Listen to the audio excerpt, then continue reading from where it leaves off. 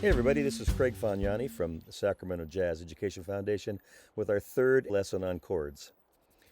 By now I hope you're sitting at a piano. Let's revisit our circle of fifths and flip it so it's now a circle of fourths. As mentioned in lesson 1, this circle moving clockwise is how chord roots move. C to F to B flat, etc. You've heard of a 2-5-1. Let's look at the root movements of a famous one. This will be D minor 7 to G7 to C major 7. Find those roots on the circle. Now, using our inversions and chord knowledge, let's play a D minor 7 in the more open A position. It's a 1-3-5-7. And then, by moving the top two notes down, we get the G7 in a much more closed B position, or 5-7-1-3. Notice how using common tones keeps our chords compact and our voice leading moves without jumping. Now find your one chord. It's the C major 7. And see how you naturally fall into the A voicing by dropping your bottom two notes to the 1 and the 3 of the C. This gives you a 1-3-5-7 A position.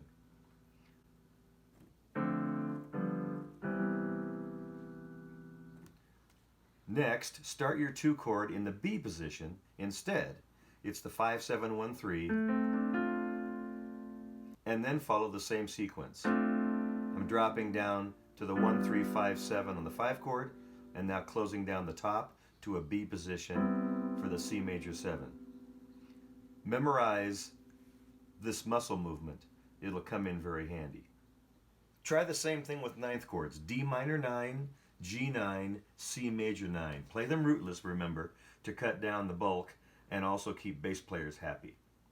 The A position for D minor 9 is 3-5-7-9, or F-A-C-E. The B position for G9 is 7-9-3-5, F-A-B-D. A position for C major 9 is E-G-B-D. Same movements as with the 7ths. Here's something fun. Start with a D minor 9. Now only drop your index finger to the B, but leave your thumb on the E. E is the 13th of G. This is a great voicing for a 13th chord, 7-9-3-6, or F-A-B-E. Sounds like this.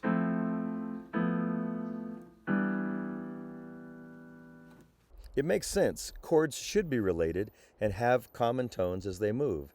It makes the chord progression and consequently the song sound cohesive. So use this to your advantage. Let's look at a blues. It uses the 1 and the 4 and the 5 chords in any key. Remember that all chords in a basic blues are dominant 7 or 9th chords. Find G on our circle of fourths and notice the 4 chord is on the clockwise side and the 5 chord is on the opposing side. Let's play a G7 in A position, G, B, D, F. Now go to your 4 chord in B position, G, B flat, C, E. That's the 5-7-1-3, using the G on the bottom to anchor your chord change. Now back to the G. Now find the D7 in B position. It's the 5-7-1-3. Pivot on your index finger, and don't forget to play the F sharp. Start again with the G7 in B position, 5-7-1-3, D, F, G, B, and continue through the same sequence.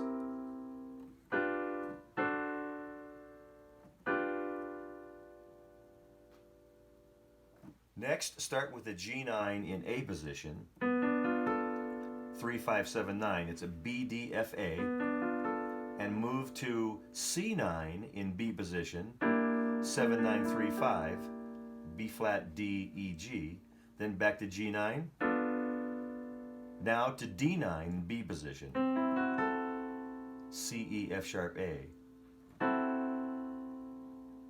And while you're there, let's try D with a flatted 9. It's right here, it's an E flat. The 9th is E, and it's flatted here. If you want to do a shortcut to a flatted 9, just raise your root.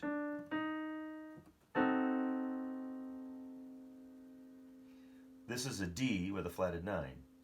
Notice that you're playing a diminished 7 chord. It's just a stack of minor thirds.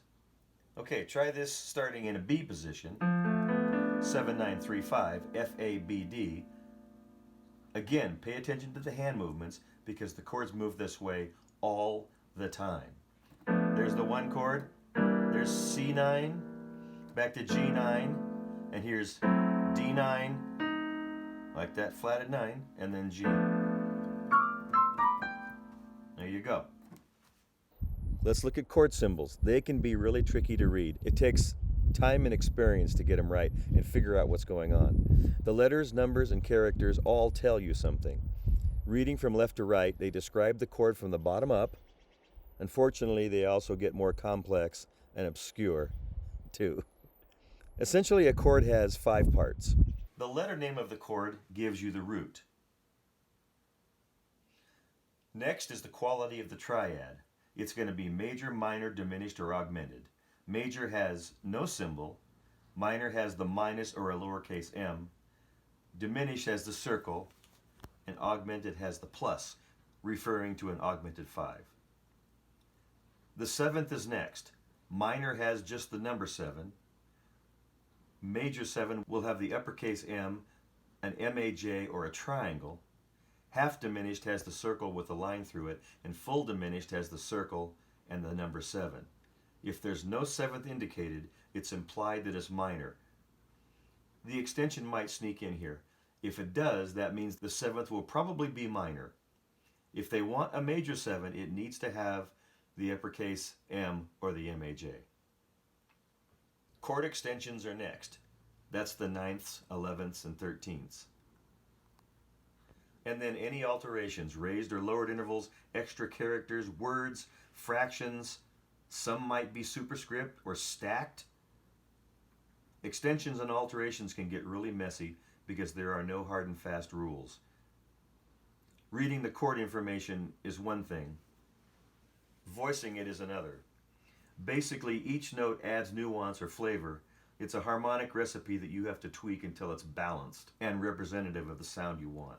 Now that we've covered the basic anatomy and usage of chords, I'll be back with the final chord lesson to talk about practicality and pitfalls that you might encounter. Until then, this is Craig Faniani for the Sacramento Jazz Education Foundation, signing off. Thanks for listening.